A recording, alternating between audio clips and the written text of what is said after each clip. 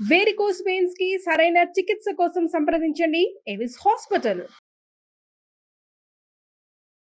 నమస్కారం, welcome to Suman TV. నేను గీతాంజలి. జనవరి 30వ తారీఖు నుంచి మాఘమాసం ప్రారంభమవుతుందండి. అసలు మాఘమాసం విశిష్టత ఏంటి, ప్రత్యేకంగా ఎటువంటి పుణ్య దినాలు ఈ మాసంలో ఉంటాయి, అందరూ విధిగా ఆచరించవలసింది ఏంటి, ఈ మాసం అంతా ఎలా ఉండాలి, ఎలా ఉండకూడదు, వీటి గురించి వివరించేందుకు ప్రస్తుతం మనతో పాటు ఉన్నారు ప్రముఖ జ్యోతిషులు బ్రహ్మశ్రీ నందిభట్ల శ్రీహరి శర్మ గురువు గారు. వారితో మాట్లాడదాం. గురుగారు నమస్కారం అండి. వాగర్థావివ సంపృక్తౌ వాగర్థ ప్రతిపత్తయే జగతః పితరౌ వందే పార్వతీ పరమేశ్వరౌ. సదాశివ సమారంభాం శంకరాచార్య మధ్యమాం అస్మదాచార్య పర్యంతం వందే గురు పరంపరాం. ఆదిత్యాయ చ సోమాయ మంగళాయ బుధాయ చ గురు శుక్ర శనిభ్యశ్చ రాహవే కేతవే నమః. శృంగేరి జగద్గురు పీఠాధిపతులకి, కంచి పీఠాధిపతులకి నమస్కారములు తెలియచేసుకుంటూ కార్యక్రమాన్ని ప్రారంభిద్దాం.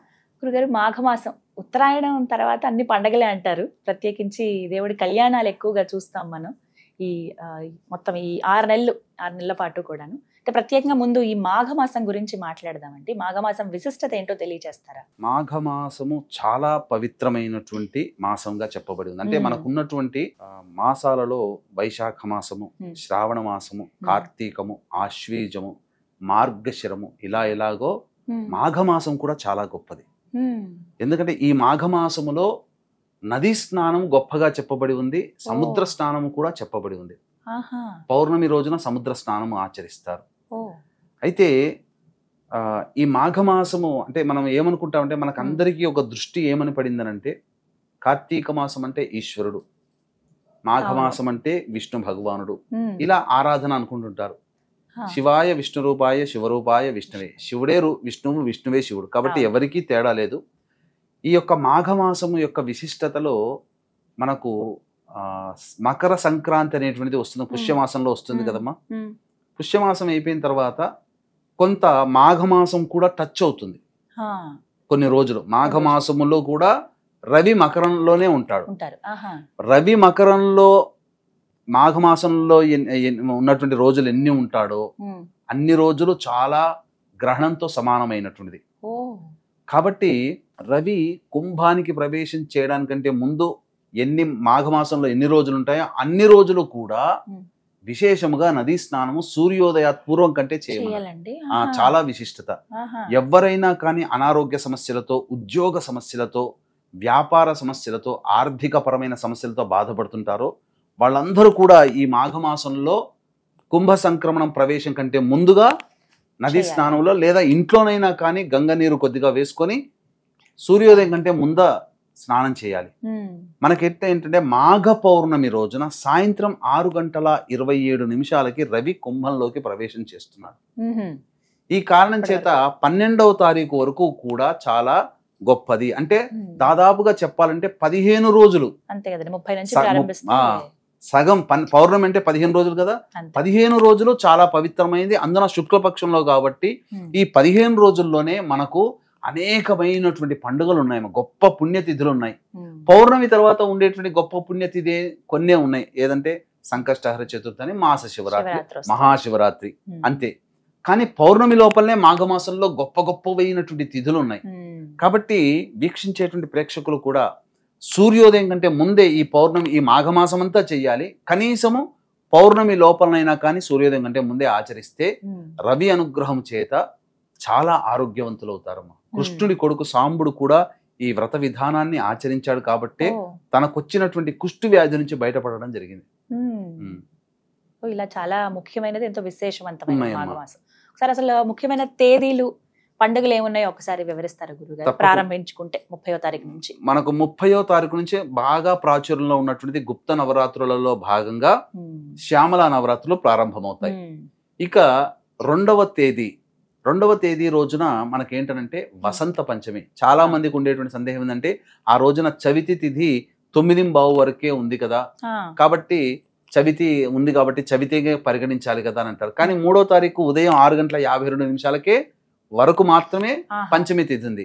కానీ 3వ తారీఖు 6:51 సూర్యోదయం అయిన 1 నిమిషమే. కాబట్టి దేవకాలమాన ప్రకారం అది సరిగ్గా ఉండదు. కాబట్టి 2వ తారీఖు రోజునే మనం ఈ సంబంధించినటువంటి వసంత పంచమి చేసుకోవాలి. ఇక 4వ తారీఖు రోజున రథసప్తమి అనేటువంటిది వ్రతం ఉంది. సూర్యుని జయంతి, సూర్యుడు కూడా పుట్టాడు. అసలు ఇక్కడ ఒక విషయం తెలియచేస్తానమ్మా. మనకు శాస్త్ర ప్రకారము చెప్పబడినటువంటిది ఏంటనంటే సూర్యుడు మేరు పర్వతం దగ్గర పుట్టాడు అని చెప్పేసి కశ్యప ప్రజాపతికి అదితికి సంబంధించినటువంటి సంతానం సూర్యుని యొక్క ఇది. ఈ కశ్యప ప్రజాపతి అదితి ఎక్కడ కన్నారు? మనకున్నటువంటి భూగోళిక ప్రాంతంలో చూస్తే సుమేరు పర్వతాలు అని ఉన్నాయి కదా, సుమిత్ర పర్వతాలు ఎక్కడ? జపాన్ లో. ఆ జపాన్ లోనే సూర్యుని యొక్క జన్మ జరిగింది. అందుకనే ప్రపంచం మొత్తంలో కూడా జపాన్ లోనే తొలి సూర్యోదయం అక్కడ అవుతుంది. సుమేరు పర్వతాలు అవి మనకు అక్కడ చెప్పబడి ఉంది. జపాన్ కూడా ఒకప్పుడు హైందవ దేశమే. అందుకనే మీరు గమనించుకుంటే రవి అనుగ్రహం ఎవరైతే ఎక్కువగా ఉంటుందో వాళ్ళన్నీ కూడా పనులు బాగా చేసుకుంటారమ్మా. వాళ్ళంతటా వాళ్ళు చకచక చేస్తారు, కింద పడ్డా తొందరగా పైకి లేకగలుగుతారు. అందుకనే అణ్వాయుధాలు పడిపోయి నాశనం అయిపోయినా కానీ జపాన్ కూడా 3వ అతిపెద్ద ఆర్థిక శక్తి ఇప్పుడు ప్రపంచంలో. అంటే మొక్కవోని ధైర్యం, రవి ఉన్నాడంటే మొక్కవోని ధైర్యం. మరి అక్కడ రవి అక్కడ పుట్టాడు కదా, మరి ఆ లక్షణాలు వాళ్ళకందరికీ ఉంటాయి. ఇది 4వ తారీఖు రోజున. 5వ తారీఖు రోజున భీష్మాష్టమి మనకు చెప్పబడి ఉంది. అంటే ఏంటంటే భీష్ముడు కురువృద్ధుడైనటువంటి భీష్ముడు పంచప్రాణాలని ఈ అష్టమి రోజు నుంచి ఒక్కొక్క ప్రాణం, అష్టమికి ఒక ప్రాణం, నవమికి ఒక ప్రాణం, తర్వాత దశమికి, ఏకాదశికి, ఇలా ఈ రథసప్తమి నుంచి ప్రారంభించడం జరిగింది. రథసప్తమి నుంచి ఏకాదశి వరకు 5 రోజులు భీష్మాష్టమి అని చెప్పడం జరుగుతుంది. ఈ విధంగా ఈ ఏకాదశి రోజున నిర్యాణం చెందాడు భీష్మ ఏకాదశి. అందుకనే ఆ విధంగా చెప్పబడి ఉంది. ఇంకా మరి మనం చూసుకున్నట్లయితే 8వ తారీఖు రోజున భీష్మ ఏకాదశి. అసలు మనకు చెప్పాలి అనంటే భీష్మ ఏకాదశి అనంటే ఈ రోజున మనం గొప్పగా విష్ణు సహస్రనామ పారాయణం అలవోకగా మనం చెప్పేస్తున్నాం కదమ్మా.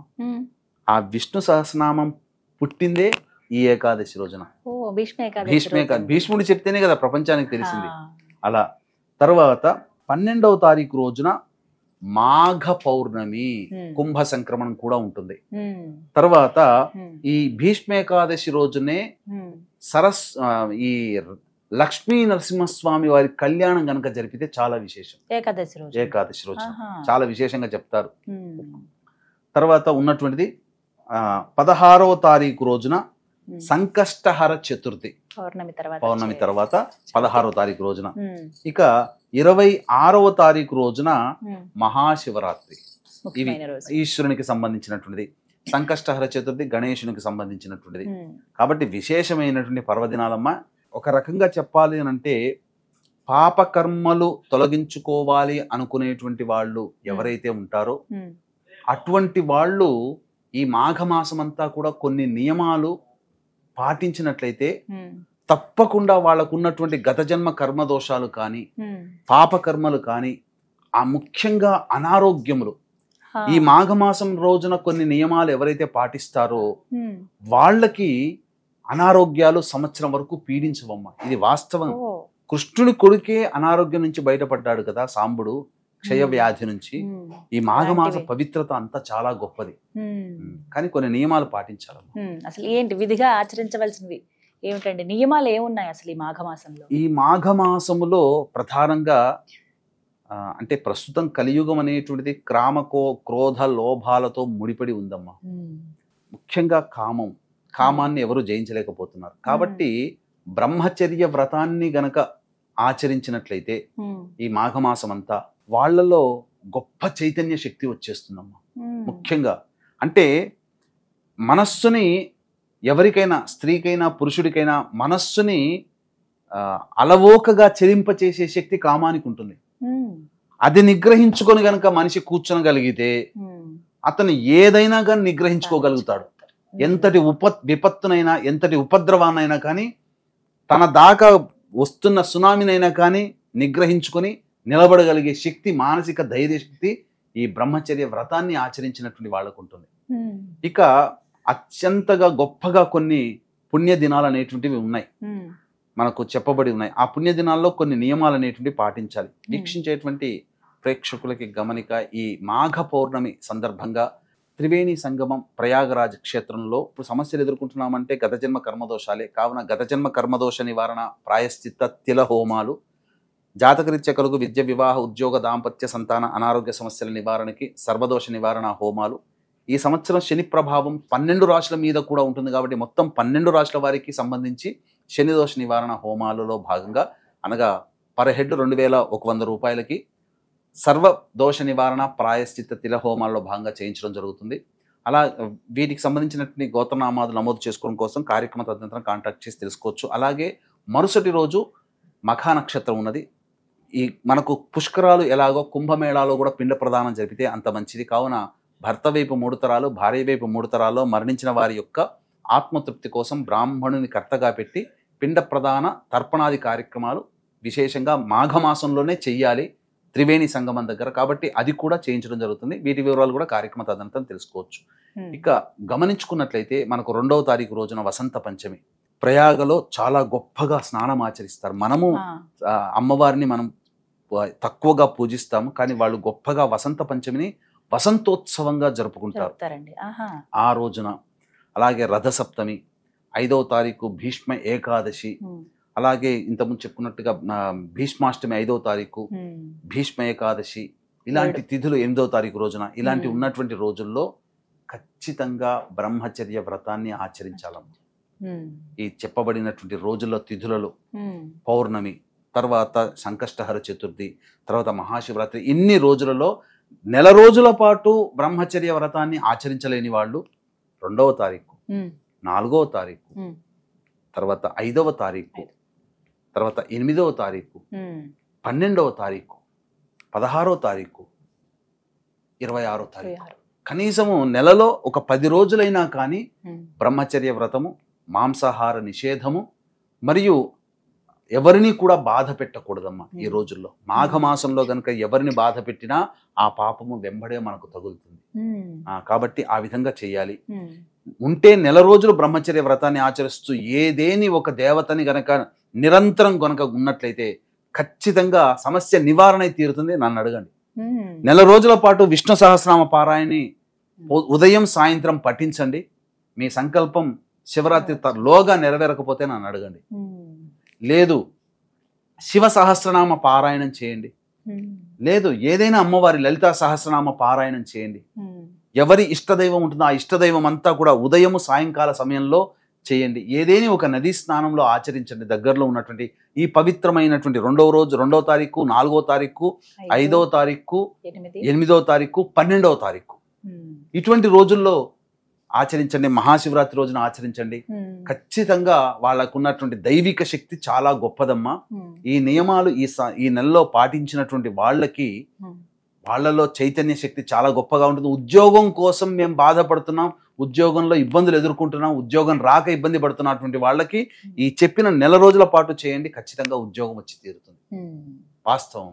ఈ విధంగా మాఘమాసం అంతా కూడా చాలా అన్ని పుణ్యమైన రోజులు కాబట్టి చాలా చక్కగా వివరించారు గురుగారు. ధన్యవాదాలు. సర్వం శ్రీ ఉమామహేశ్వర పరబ్రహ్మార్పణమస్తు.